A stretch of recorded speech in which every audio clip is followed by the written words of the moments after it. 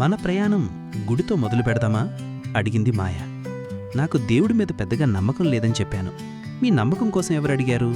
నాకు తోడుగా రమ్మని అడుగుతున్నా. మీకిష్టం లేకపోతే నో ప్రాబ్లం, నేనొక్కరినే వెళ్తాను. నేను ఏమీ మాట్లాడలేదు. చెప్పండి రామ్, వస్తున్నారా లేదా? సరే అన్నాను అప్రయత్నంగా. పింక్ కలర్ చుడిదార్లో ఎదురుగా మాయ గాలికి ఎగురుతున్న తన జుట్టుని సవరిస్తూ నడిచి వస్తుంది. తన అందమైన నవ్వు, ప్రశాంతంగా ఉండే కళ్ళు, తనని చూస్తూ నా చూపు తిప్పుకోలేకపోయాను.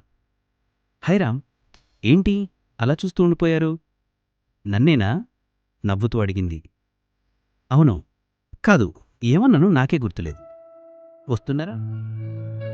అడిగింది మాయ.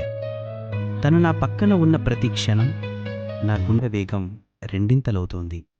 ఇద్దరం గుడిలోపలికి వెళ్ళాం. నాకంటే ఓ అడుగు ముందు నడుస్తూ ఉంది మాయ. గుడి అంతా చాలా నిశ్శబ్దంగా, ప్రశాంతంగా, దూరంగా గుడిగంటల శబ్దంతో ఓ కొత్త ప్రపంచంలో ఉన్నట్టు ఉంది నాకు. ఇద్దరం లోపలికి వెళ్ళి దేవుని దర్శించుకుని అక్కడే మండపంలో కూర్చున్నాం. మాయ చేతిలో కుంకుమ. నా వైపు చేయి చాపి బొట్టు పెట్టుకుంటారా అడిగింది. వద్దు అన్నట్టుగా సైగ చేశాను. తాను మళ్ళీ అడగలేదు. ఆ రోజంతా ఆ చుట్టుపక్కల ఉన్న ప్రదేశాలన్నీ చూసి సాయంత్రం 6 గంటలకి రూమ్కి చేరుకున్నాం. రోజంతా తను నన్ను నవ్విస్తూనే ఉంది. ఏం జరుగుతుందో నాకు అర్థం కావడం లేదు.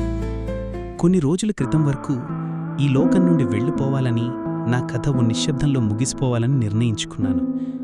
కాని ఇప్పుడు ఈ హృదయంలో ఏదో చిన్న ఆశ ఊపిరి పోసుకుంది. ఈరోజు మాయతో గడిపిన ప్రతి క్షణం నాకు కొత్తగా అనిపించింది.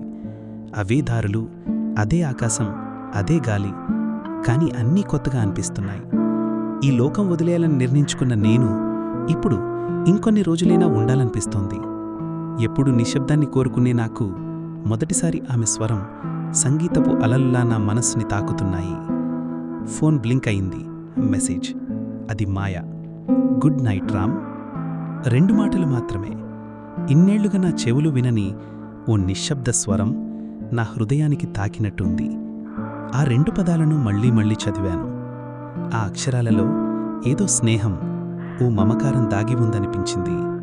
నా లోపలున్న చీకట్లన్నీ చెదిరిపోయేలా అనిపించింది. నా పెదవులపై చిరునవ్వు, ఎన్నాళ్లకో వచ్చిన ఓ నిజమైన నవ్వు. వేరువేరు గదులు, కానీ ఒకే మౌనం, ఒకే వెన్నెల.